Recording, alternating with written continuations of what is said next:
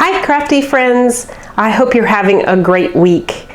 Well, it's Sunday and that means it's time for an episode of Sunday Craft Talking. Thanks for joining me here today. If you're coming back, welcome, welcome. I'm so glad you're here. I so appreciate you too. You're the reason I'm really here, so I owe it a lot to you folks who come back week after week. For anybody who's new, I hope you'll like what you see and will consider joining this crafty little community. So what Sunday Craft Talking is about is that I will show you all of my makes for the previous week. I'll share any crafty purchases that I bought or showed up in the mail. And I'll also talk about anything that I'm involved in, like hops or giveaways. And maybe even a few girly things we'll discuss here and there. So I have something like that up my sleeve today. Today I also have a hop that I'm going to tell you about, and I'm giving away my project. It's a 3D crafty item, a home decor item that can also be a gift box depending on how you want to use it. And I'm going to give that away to a lucky winner of the channel and my Instagram following community. So I'll talk about that when I get there. But for now, let's go ahead and get started. I'm just going to change the camera direction from face on to down on my table. So I'll be back in a sec. All right, so let's look at the first two cards for this week. These are two cards that I made with this art impression set. It's called Happy Hauntings. You can find it in their shop under that name, or you can also use their numbering system. 4940 is this one, so it's real easy to find in their store. It's got this cute set of little critters that are going trick-or-treating. There's obviously the three main critters, and then this little frog here is just kind of snuck in. I think it's so cute. Then we've got three little owls here looking mischievous, and there's a little spider hanging down from the branch that they're on, and then a really great skinny tall haunted house. There's two leafless trees. There's that one and this one, and then several of the sentiments on here that are fun, like magic's in the air, happy haunting, spooky sneaks for Halloween treats, wishing you a sweet Halloween, spooky salutations, and boo. There's also a very nice sized bat right there too. So you can see what the size of the stamps are if I flip it over. So let's see what we made with this stamp set. I made a pair, and here they are. Maybe I'll get this stuff out of the way so you can see it a little better. So this is an A2 size card. It uses that little group of critters all together in front of the spooky yellow and orange moon. I created a background using oxide inks, and then I sprayed it when I was done with glitter spray and also some white delusion spray. And then after that dried, I also put in the black trees and the bats. And then finally I just finished it off with a vellum heat embossed sentiment and some shiny pretty sequins in the same color scheme. And I think that one turned out pretty nice. I like the night background. Oh, I did use some white gel pen to put more stars in here. The next one is this square card. This one is 1, 2, 3, 4, 5.5 inches by 5.5. It opens on the side. And this time I used the yellow moon and I put it up on foam tape. As you can see there. But before I did that, of course, I put in the owls. And you see the owls in the stamp set don't have the branches around them. So what I did is I used the tops of the trees and just stamped that in, but not the whole tree. And then I added some sequins. Now the background here was cut with a file from, from Silhouette. I got this from Paige Evans in her store on the Silhouette site. I really loved all these bats flying around, so I cut that out and put black glitter cardstock behind it and mounted the rest of it on that card. So I hope you enjoyed those. They are a little spookier, but they're also still pretty cute, so hopefully they're not scary to you all. I also don't really get into the scary looking cards, but you know, I think that was a nice happy medium. All right, so then I made yet another card, and I'm going back to the gingerbread roots for a second. Here we go. Ta-da! This one is entirely made from Cricut Design Space. I combined a couple files together to make it. So this one was done for the Eyelet outlet posts that I do on Sundays. And what I did was I found this pretty square doily pattern, so I cut that out. This is a 6x6, I think, 2, 4, 6, yep. And then I found another file that had the Let's Get Baked wording on it. It also had the branches and the, like, I don't know, whatever these are. Just little doodads to decorate it.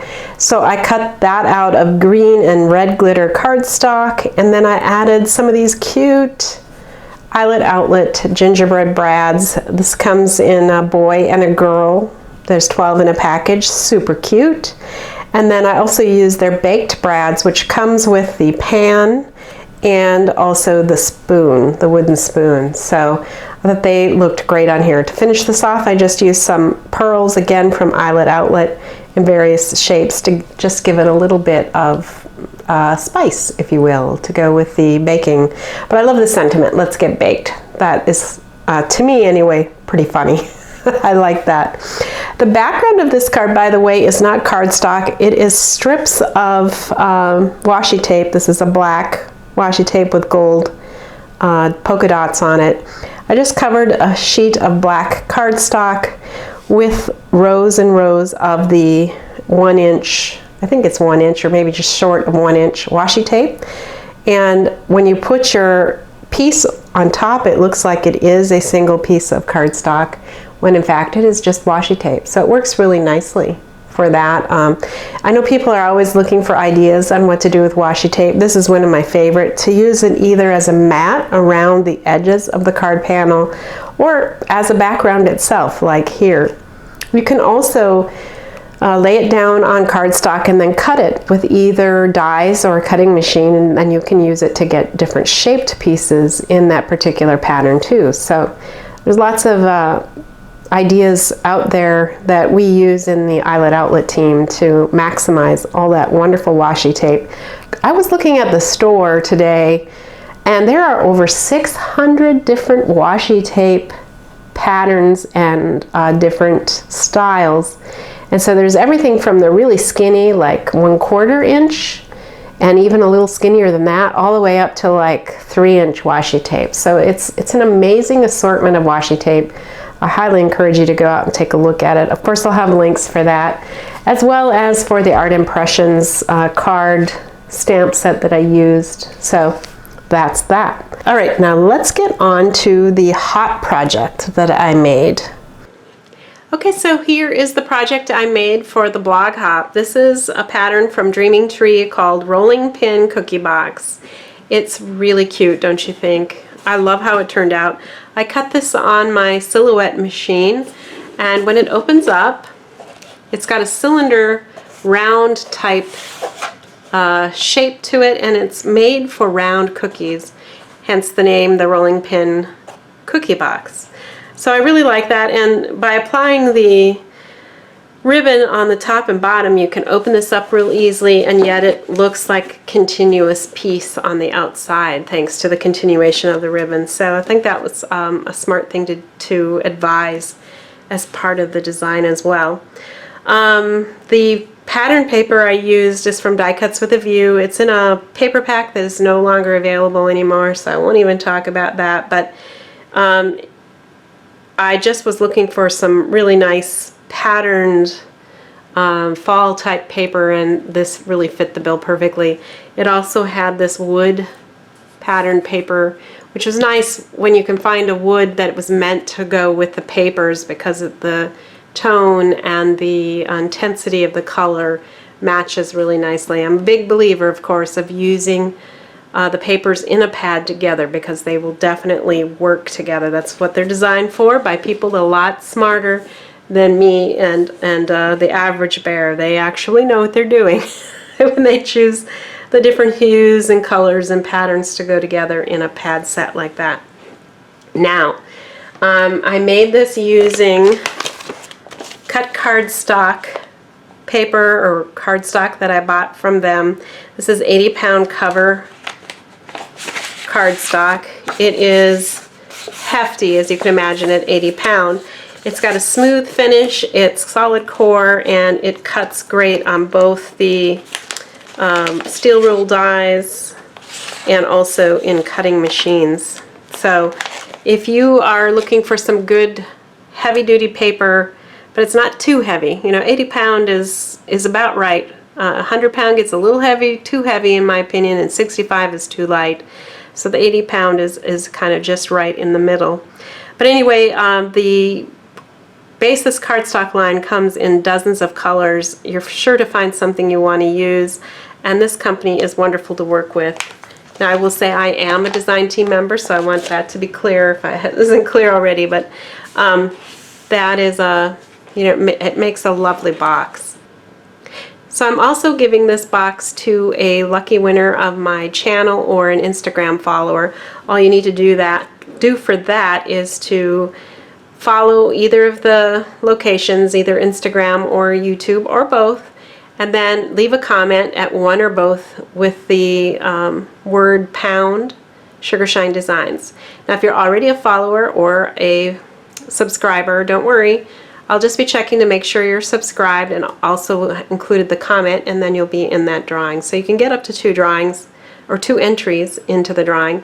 On Instagram, if you want to tag a crafty friend, that'll get you another entry as well. Now that'll be open for a week. Next Saturday will be the cutoff, and I will announce the winner on next Sunday's Craft Talking episode. Now, as far as the blog hop goes, that is sponsored by Cut Cardstock.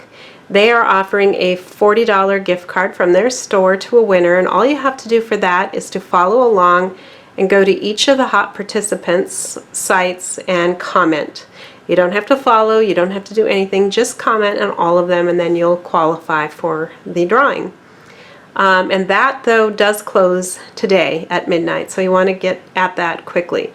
There's not a huge number of people in the hop, so you can get through it pretty quickly, especially since it's all just, I think they're all blog stops, not video stops. And I think there are 8 or so of them. It's not a huge number, so again, you can get through it quickly. So what I think is really cool about this box is that it would make a perfect hostess gift.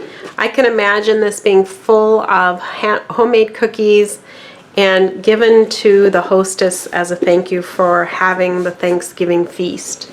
It could be great for a neighbor, for your pastor, for whomever you think would like some of your yummy cookies. I bet there's a lot of people out there who make good cookies. So that's what I was imagining when I made this. The bow was made on my bow dabra. I need the help of the bow dabra to make a decent bow. This is called a butterfly style bow. And then my tags were cut out using this Art Impressions tag stitch die set. And this is a nice set because it has a large variety of sizes all in one. So you have your super big one, and then you've got smaller ones and down to downright tiny ones, and then a few things to accent it with. And I do also like that they have the donuts that go around the holes of the various size tags, so you can see that dark green donut that covers that hole, reinforces it and just gives it a little more decoration too.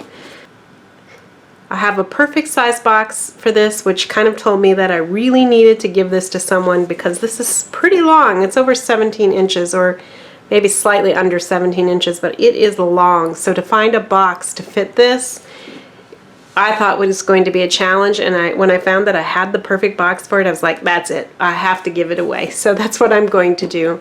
Okay, so let's take a look at the crafty purchases I received in the mail today. Last week I'd ordered a couple things from the Simon Says Stamptember event, just a couple things. This is one of them. It's a 4-piece stencil set. They're made to be layered together, and it's called Stepped Back Blocks. And what I liked about these is each one by themselves would be great, or combining 2 or 3 together would be great. They're all made to coordinate with each other, so I thought as far as stenciled stencils that are layered goes, that was a good purchase and has more uses than just one. Then I also bought this 5-pack of holographic paper. It's called Assorted Holographic. Of course, the first piece is not holographic in my opinion. It's just like a brushed steel look to that one. But the rest are, the other 4, this is kind of a stripe, of a cracked glass or crushed glass look. Then we have like polka dots and a sort of psychedelic pattern there. And then the just mirror style with the pretty holographic colors in it. So there's a fab 5-pack of paper there. So I think that'll be fun to use in embossing folders. At least that's what I have in mind when I picked it up. And then I got the Peachy Keen stamps in. So here is the Gingerbread Dolls for Sherry set. So cute. I did want to ask if there'd be any interest in me showing how to stamp the hats or hair with the gingerbreads in such a way so that you can just cut it out once and have the whole figure rather than stamping and coloring and cutting the hat out, the hair out, the gingerbread boy and so on, and then putting them together. But if that's something that you think would be helpful, I'd be happy to show you how to do the masking to make that into one piece. Just let me know. I may do that anyway, but if you think that would be helpful, that would be even more of a reason to do it. Then we have the Jill's Favorite stamp set, which she really did a fantastic job. We have the teensy weensy little ones. Look how tiny that face is. There's 3 teensy weensy little faces.